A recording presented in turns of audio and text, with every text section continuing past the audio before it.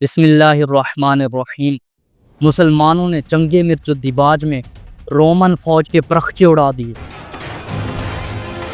اور حضرت خالد بن ولید نے بھی رومن امپائر کے بادشاہ ہیریکلیس کے داماد توما کو بھی واصل جہنم کر دیا تھا۔ مسلمان یہ جنگ جیت تو گئے، لیکن اچانک مسلمانوں کے جنرل حضرت خالد بن ولید مرج الدیباج کے میدان سے لاپتہ ہو گئے۔ ایک منٹ، حضرت خالد لاپتہ ہو گئے؟ اللہ کی تلوار خالد بن ولید آخر کیسے غائب ہو سکتے ہیں؟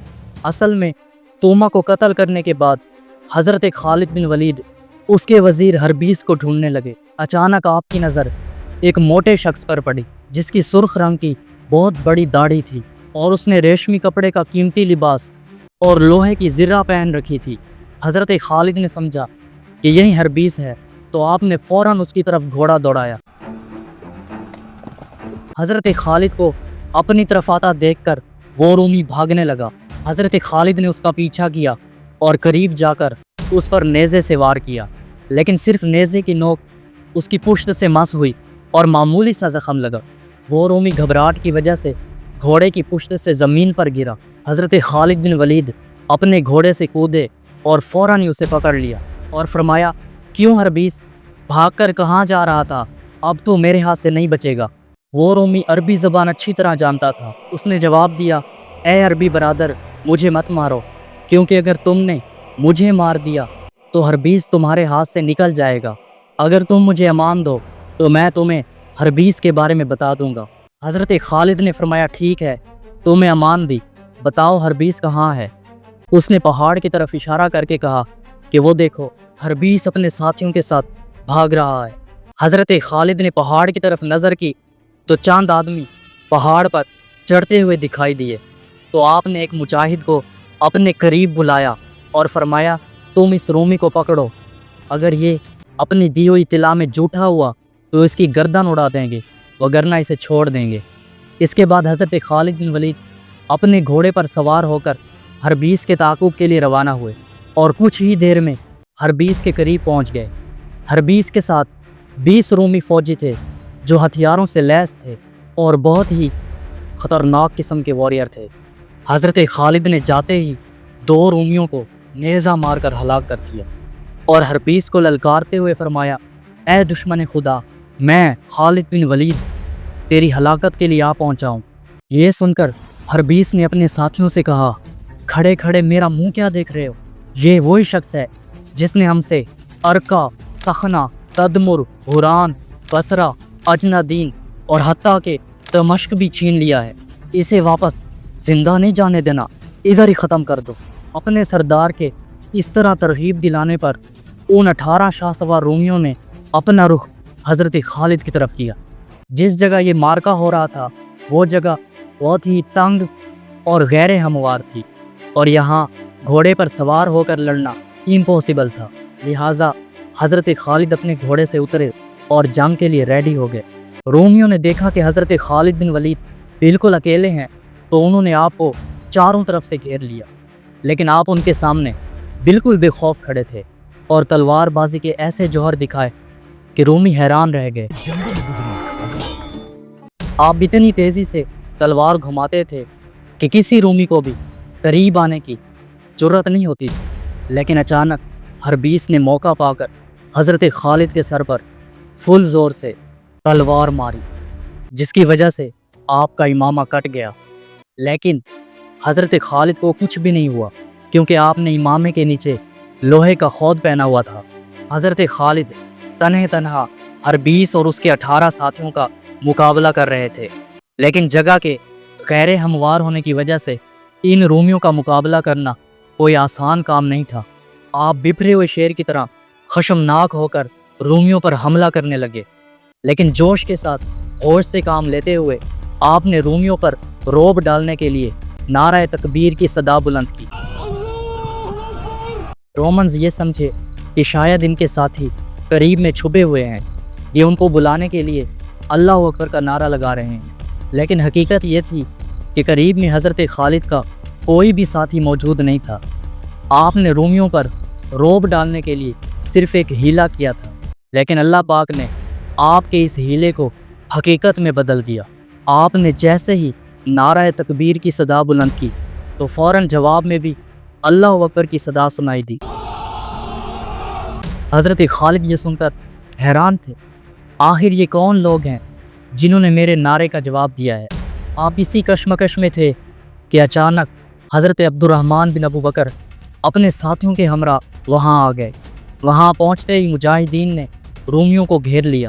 حضرت زرار بن ازور نے تو آتے ہی اپنے ساتھیوں کے ساتھ رومیوں پر حملہ کر دیا اور تھوڑی ہی دیر میں ان 18 رومن واریر کو واصل جہنم کر دیا۔ یہ دیکھ کر حربیس وہاں سے بھاگنے لگا۔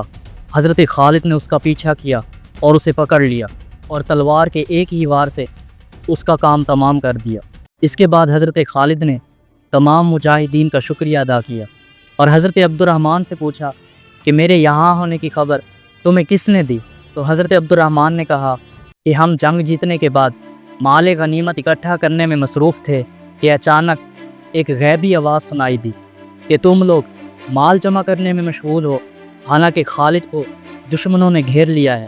بس جب ہم نے یہ آواز سنی تو آپ کو تلاش کرنے کے لیے چل پڑے، لیکن ہم یہ نہیں جانتے تھے کہ آپ کہاں ہیں۔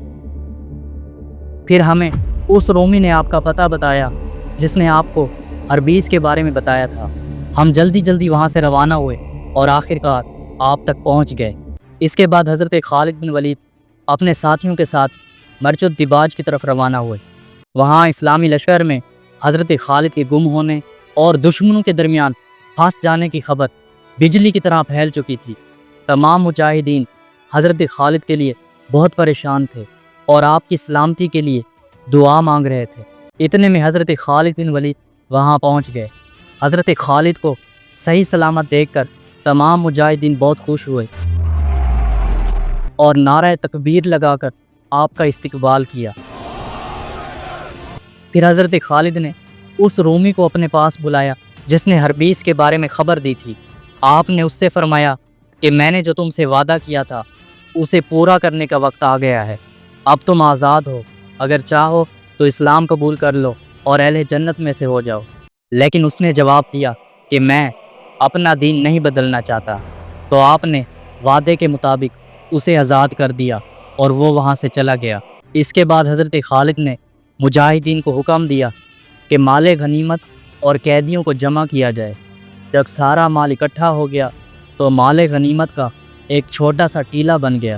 پھر حضرت خالد نے راستہ بتانے والے یونس کو اپنے پاس بلایا اور اس کا شکریہ ادا کیا اور اس کی بیوی کا حال معلوم کیا تو اس نے اپنی درد بھری داستان کہہ سنائی۔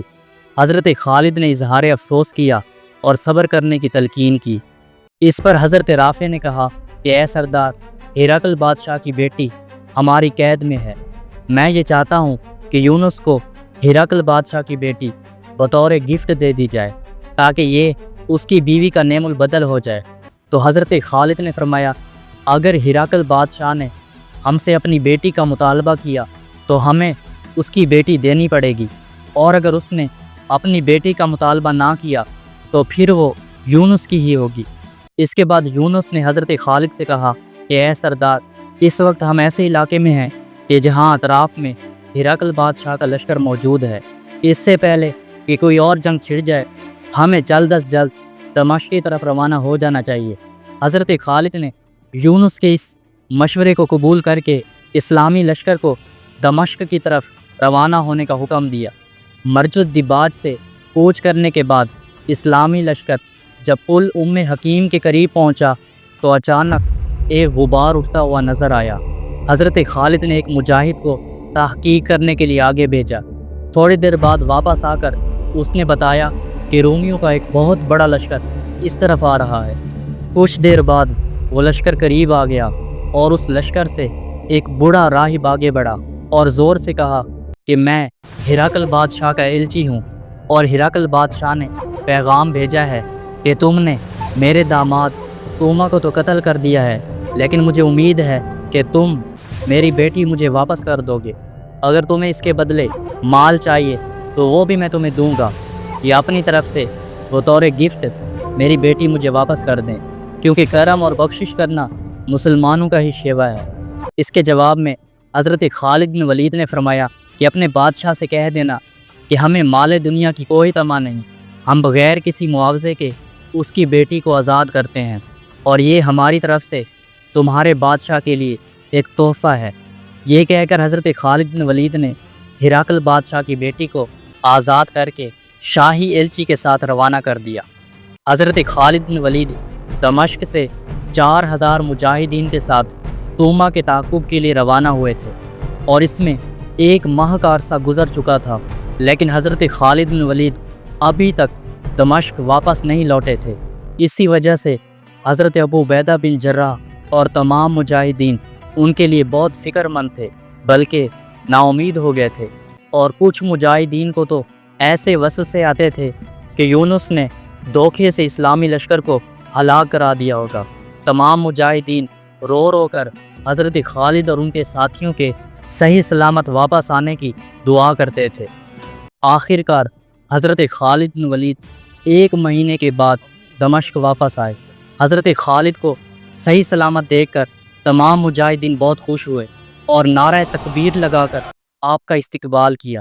حضرت خالد بن ولید 14 جمادی الاخری 13 ہجری کو طوما کے تعاقب کے لیے روانہ ہوئے تھے، اور پورے 1 مہینے کے بعد 14 رجب کو دمشق واپس آئے۔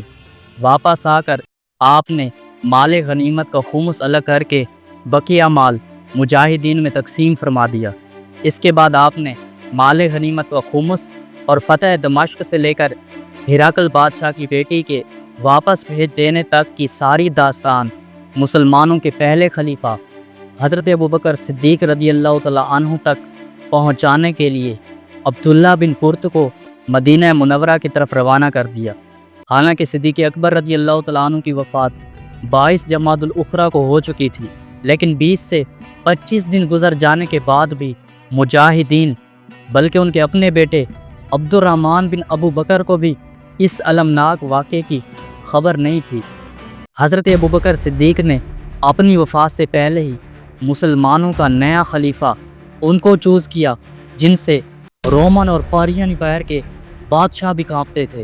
ان کا صرف نام سن کر ان بادشاہوں کی کانپے ٹانگ جاتی تھی، اور ان خلیفہ کا نام ہے امیر المومنین خلیفہ عمر بن خطاب رضی اللہ تعالی عنہ۔